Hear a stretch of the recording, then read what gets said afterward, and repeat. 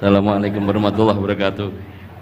Pada Habibana Jindan, Gus Baha dan semuanya, langsung saja mengikuti daripada apa yang disampaikan Gus Baha, yaitu gerakan Cangkem Elek. Alhamdulillah tempat kita di daerah Bogor khususnya bertempat yang berseberangan dengan beberapa faham yang macam-macam, dan itu mustajab gerakan Cangkem Elek untuk menghadapi mereka ngoten Gus. Dados kula nggih nyuwun ijazah leres mewakili sedaya, dan yang ingkang kami kalih mumpung teng mriki kan ingkang didhawuhaken Gus Bawau fasilitas dinggo fasilitas nyuwun fasilitas ijazah ngrungokke tafsir Jalalain ingkang teng YouTube. Dados nyuwun ijazah ingkang kathah niki.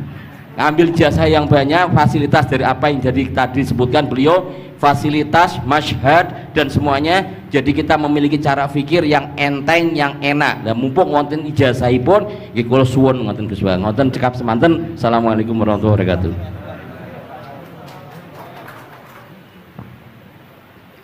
Assalamualaikum warahmatullahi wabarakatuh. Gus Bah, saya Nawawi Bahrudin. Kalau secara organisasi saya dari PCNU Kota Tangerang. Saya Mustasar.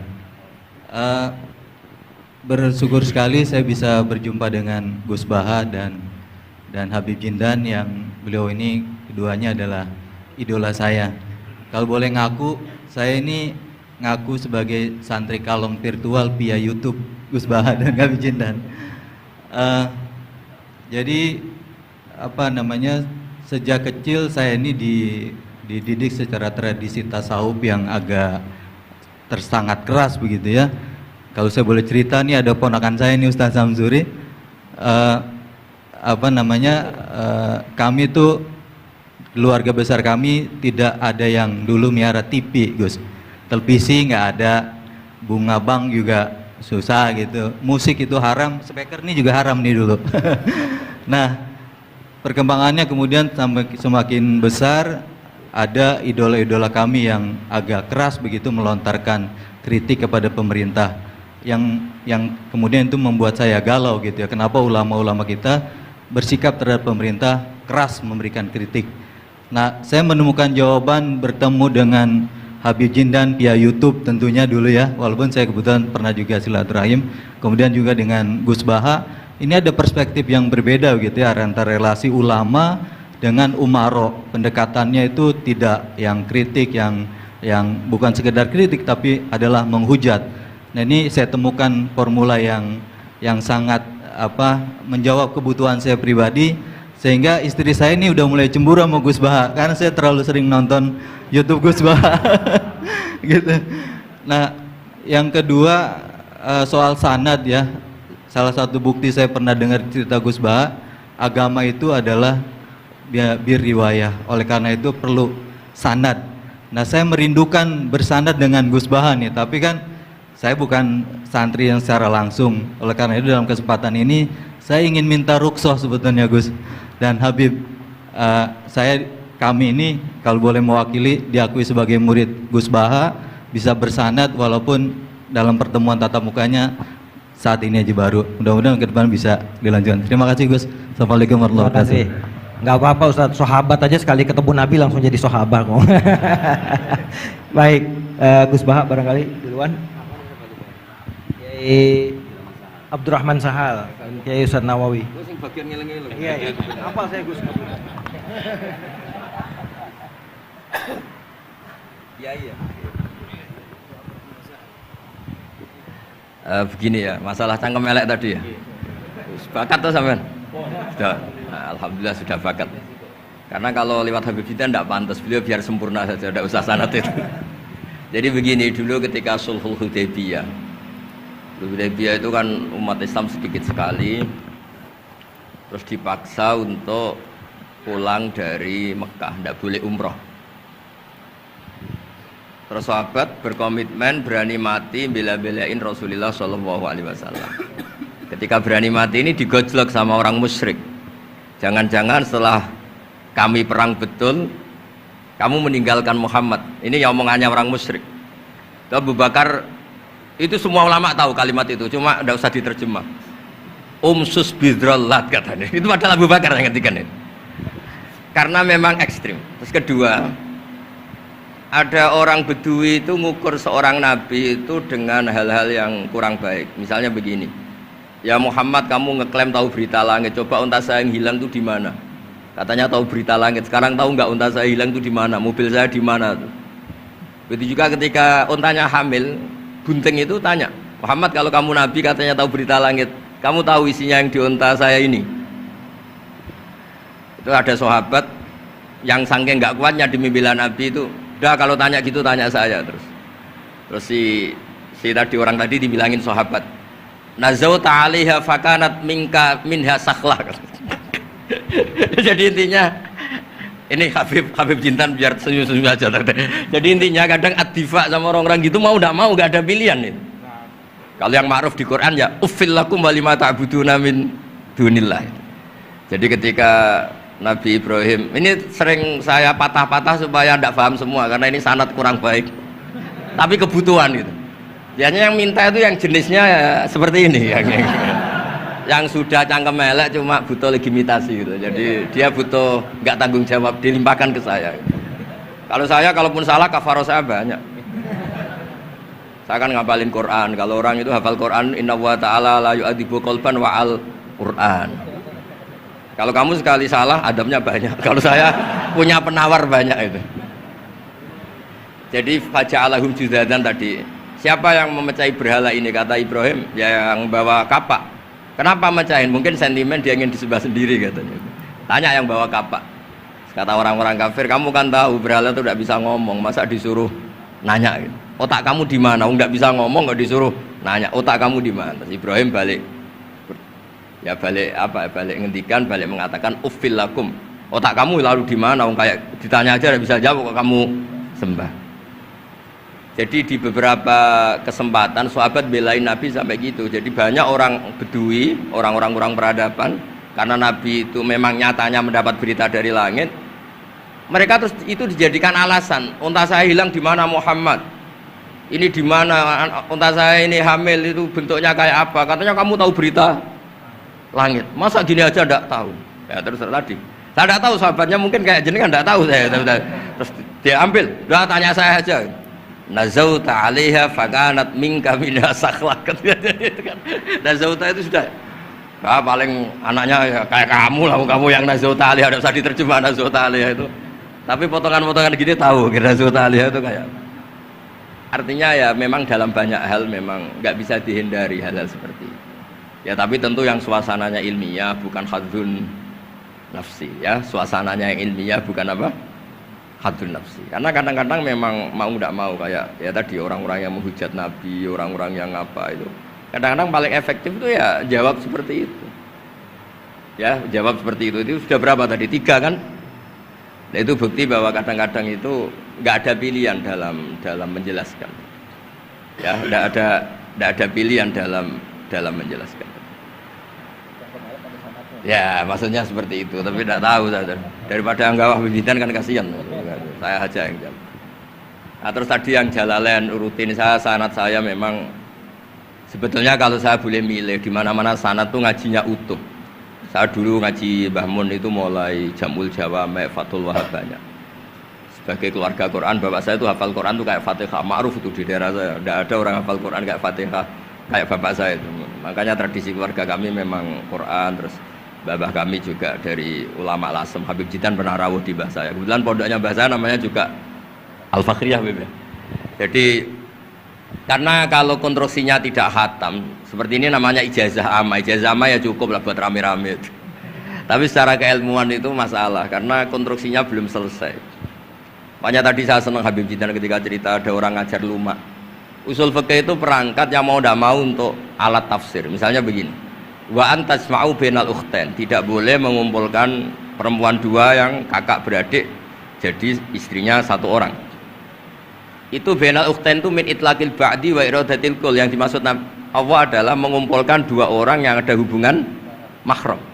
Coba kalau kita misalnya bikin gerakan kembali ke Quran, berarti yang haram hanya antasma'u bainal ukhtain. Padahal yang haram adalah bainal mar'ah wa ammatiyah wala bainal mar'ah wa khalatiyah wala bainal mar'ah wa jaddatiyah. Pokoknya 2 perempuan yang ada hubungan mahram tidak boleh dikumpulkan dalam satu pernikahan.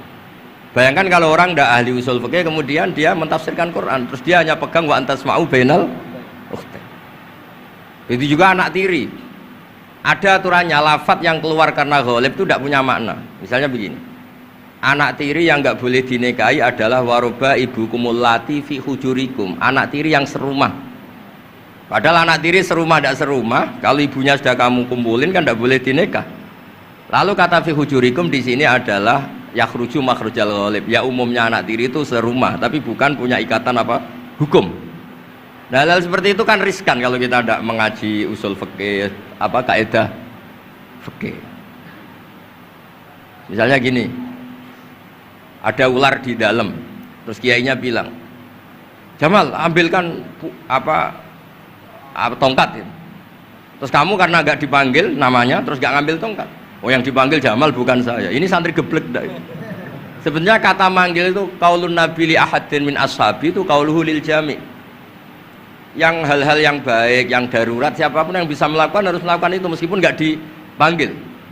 Coba semua wiridan, ya Mu'ad inni uhibbuka fakul dubura kulli sholatin Allahumma a'inni ala dzikrika wa syukrika wa husni ibadatik. Sebagai riwayat fala tada'anna dubura kulli sholat. Terus kamu bilang nama saya ada Mu'ad loh, berarti tidak kena ijazah itu. Itu harus ada analisis usul fikih. Kalau enggak ya habis kita. Semua wiridan tuh ya Abu Hurairah, ya Mu'ad, ya Aba. Nah, terus kamu, saya ada yang di waksiati Rasulullah, ada yang diijazahi, ya tidak bisa. Jadi masalah sana tuh maunya kalau sampean orang baik, ya semua kebaikan tuh saya ijazahkan. Ya tapi tentu beda yang ngaji betulan sama yang ngaji begini-begini itu. Ya memang seperti itu, karena kalau ingin jadi ulama konstruksinya memang harus utuh. Karena tadi ada usul fikih, ada kaidah fikih, ada macam-macam kayak tadi wa antasma'u bainal ukhtain. Itu ya zaman Nabi Sugeng sudah nambahi wala bainal mar'ati wa amatiha. Tidak boleh menikahi istri dan budenya atau bulenya. Nah, kenapa Nabi tidak bilang wala bainal mar'ati wa jaddatiha? Kayaknya orang kelainan kalau kepikiran seperti itu. Loh, kalau bule itu masih masuk lah. Ya misalnya istri kamu 17, bulenya 27 kan kok cantik budenya kan masih bisa mikir gitu. Tapi kalau istri kamu 20, mbahnya 80 kok kepikiran itu kan. Sehingga di hadis memang hanya wala binal marati wa ammatiha, wala binal marati wa kholatiha. Nabi tidak mengatakan wala binal marati wa jaddatiha. Kayaknya kalau orang normal tuh tidak kepikiran itu. Ya tapi apapun itu nyatanya Quran hanya wa antasma'u bainal ukhtain. Itu kalau nggak dijelaskan pakai usul fikih, ini min itlaqil badi wa iradil qul secara balaghah. Ya, itu kan tidak bisa. Nah, di sini pentingnya ngaji khatam. Makanya saya suka ngaji Jalalain dengan penjelasan fikih, penjelasan usul fikih, karena supaya orang tuh tahu lah bahwa maknani Quran tadi seperti yang didahulukan Habib Jintan itu. Ya kalau kamu tidak menguasai betul, terus akhirnya ngomong menurut saya, Quran kok menurut saya, menurut perasaan saya tidak bisa. Kata Habib Jintan kok biro'ihi, ya sudah pesen tiket di neraka. Ngeri kan? Apalagi sudah biro'ihi dapat penghormatan, dapat uang, dapat panggung. Islam kok menurut saya, loh ini Islam yang menurut Rasulullah, Islam kok menurut saya.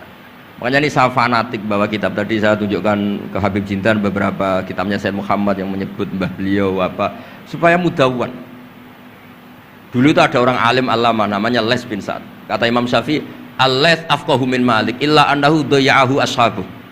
Imam Les secara fikih itu lebih alim dibanding Imam Malik, tapi daya'ahu ashabuh. Murid-muridnya enggak menulis. Andai kan Habib Salim tidak punya putra Habib Novel, tidak punya cucu Habib Jintan, mungkin orang enggak bakas lagi Habib Salim. Bazuber andai kan tidak punya putra Mbah Mun, orang juga nggak bakas lagi Bazuber. Bapak saya Kiai Nur Salim andai kan tidak punya putra saya, mungkin orang sudah lupa.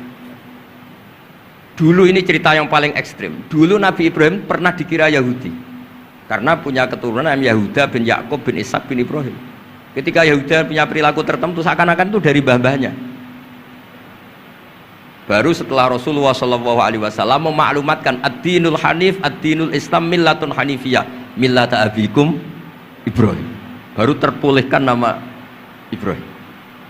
Makanya kalau dalam nasihat Arab itu kama takarroma bi Muhammadin adnanu. Dulu orang tuh nggak tahu Adnan itu siapa, Kusa itu siapa, Kilab itu siapa. Gara-gara punya cucu yang bernama Rasulullah Muhammad SAW, Sayyidul Khalqi, orang nyari-nyari Abdullah itu siapa, Abdul Muthalib itu siapa, Hashim itu siapa. Akhirnya diketahui Sayyid Abdullah itu orang yang ganteng, perilakunya baik. Abdul Muthalib itu orang yang pertama sering makan-makan, ngasih makan orang haji, gini-gini.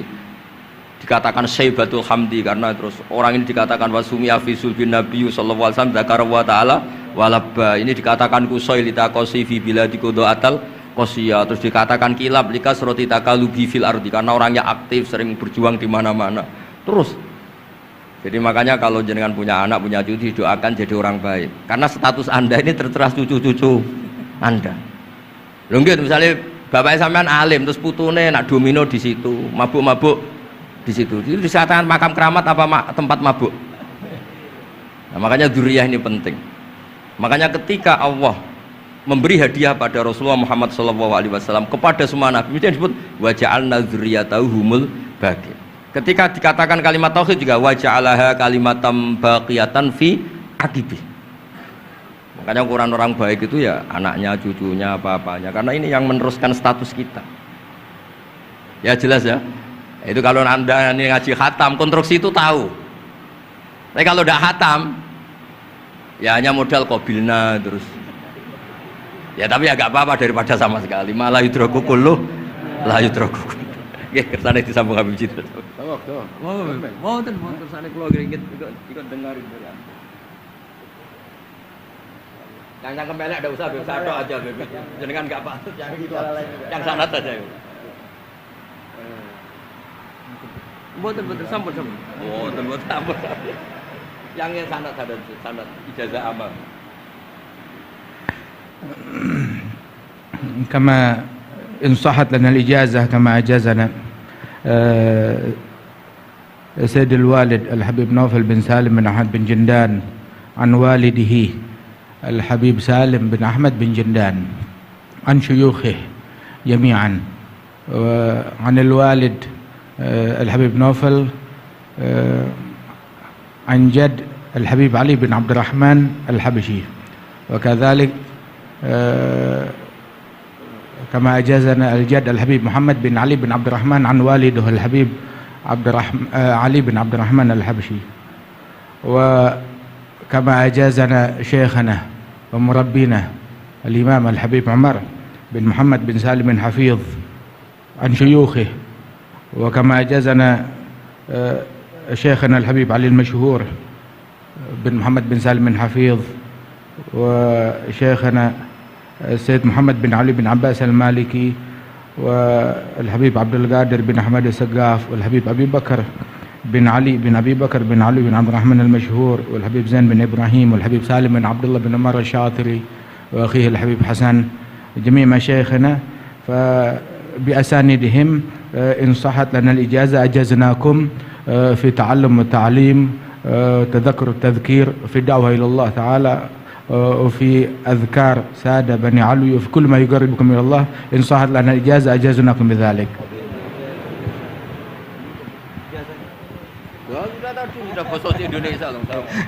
Jadi ijazahnya Gus Baha pakai bahasa Indonesia kata. Jadi kita belum kobil tuh tadi. Insya Allah, ya insya Allah. Ada al-iznu bima'nal ijazah, insya Allah. Jadi sudah diizinkan yaitu ijazah cangkem elek tadi dengan ijazahnya pengajian beliau lewat medsos, insya Allah bil izin ya, karena kalau kita mengaji kitab itu tidak perlu ijazah lagi sebetulnya kalau udah qiraatan ala syekh bimana iznuhu wa ijazatuhu insya Allah.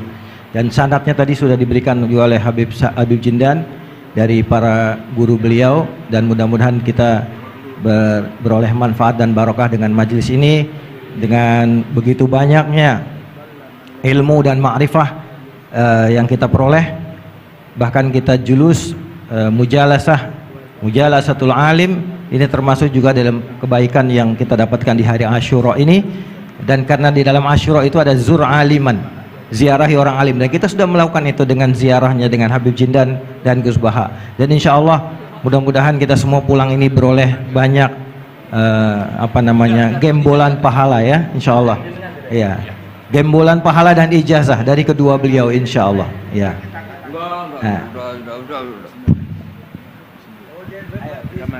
Ya. Ajazakum kama ajazalana syekhuna wa syekhu syekhina Maimun Zubair wa aslafuhu ila Rasulillah sallallahu alaihi wasallam. Bilal ijazah wa tasyarrafna bikum. Wa jazakumullah khairan katsiran. Kiai Yusuf Mansur mau ngasih ijazah nggak? Kali kalau Kiai Yusuf Mansur ngasih duit aja sama kita buat ongkos pulang. Setuju nggak kira-kira? Oh setuju katanya. Baik, baik. Alhamdulillah majlis kita berjalan begitu lancar, mudah, tidak ada gangguan kendala dan semuanya pasti karena barokah para masyayikh kita, para ulama-ulama aslafun saleh yang telah meridhoi dan ridho dengan majelis kita ini. Kita doakan guru-guru kita yang ada di depan ini, beliau-beliau semoga selalu diberikan sehat, panjang umur dalam ta'ah, dalam memberikan manfaat dan ilmunya kepada kita semua, dan menjadikan kita semua yang ada di majelis ini juga selalu menjadi tullabul ilm yang istiqomah, yang selalu meneruskan, insya Allah kita teruskan kepada generasi penerus kita, anak-anak cucu kita dalam tradisi keilmuan ahlu sunnah wal jamaah yang insya Allah akan selalu eksis di bumi Nusantara ini. Amin ya rabbal alamin. Saya sebagai moderator mohon maaf jika ada kalimat yang keliru dan salah. Kita akhiri dengan membaca subhanakallahumma wa bihamdika asyhadu an la ilaha illa anta astaghfiruka wa atubu ilaik. Dan sebelumnya ada pemberian cindera mata oleh Yayasan Fakhriyah kepada Gus Baha dari Habib Jindan.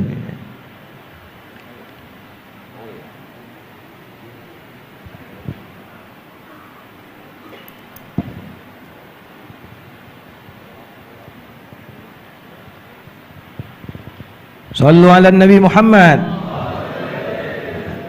Kita senang dengan keberadaan beliau berdua ini, Masya Allah. Dan yang kedua dari Majelis Silaturahim diserahkan oleh Ustadz Mustafa Ismail. Fadhal, silakan.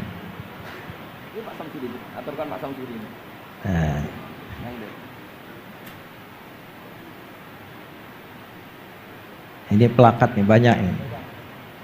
Nanti Gus Baha di rumahnya banyak plakat ini. Mudah-mudahan lemarinya ada Gus ya buat banyak.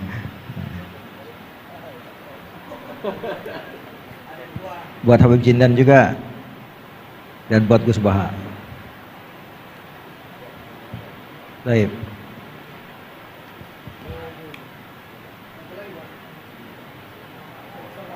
Ustaz, ya.